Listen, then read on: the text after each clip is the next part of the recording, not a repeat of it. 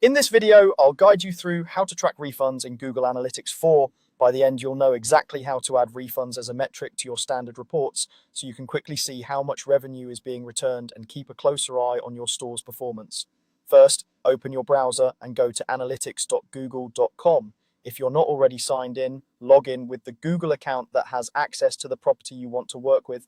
Once you're in, make sure you've selected the correct Google Analytics 4 property at the top, especially if you manage multiple sites or apps. Tracking refunds only helps if you're looking at the right data. On the left-hand side of the screen, you'll see the main navigation menu. Find and click on Reports.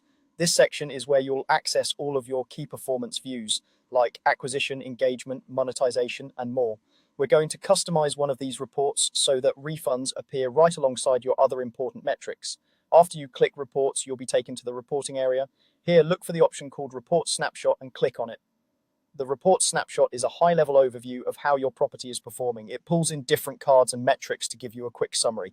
This is a convenient place to surface refunds because it lets you spot trends and potential issues at a glance rather than digging through multiple detailed reports. Once the report snapshot is open, look towards the top right corner of the page for a small pencil icon. This icon is used to customize the report. Click on the pencil icon to open the customization panel. Customizing lets you tailor your reports to the metrics that matter most to your business, so you don't have to repeatedly build custom explorations just to see refunds.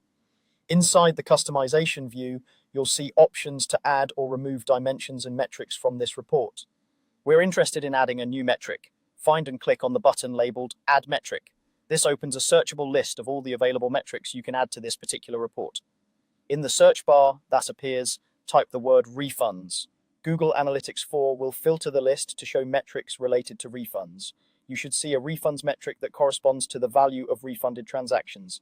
Click on this refunds metric to select it. By adding this metric, you'll be able to see how much revenue is being returned, which can help you understand product issues, customer satisfaction, or even potential fraud patterns.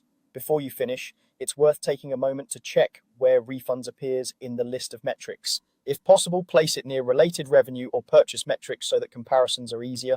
This way, you can quickly see refunds alongside total revenue, average purchase value, or other key performance indicators. When you're happy with the setup, look for the Save option in the customization panel and click Save.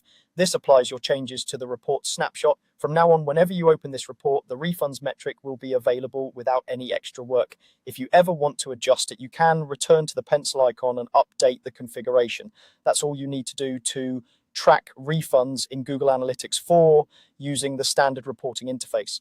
You've gone from the main analytics homepage into the report section, opened the report snapshot, customized it with the pencil icon, added the refunds metric, and saved your changes.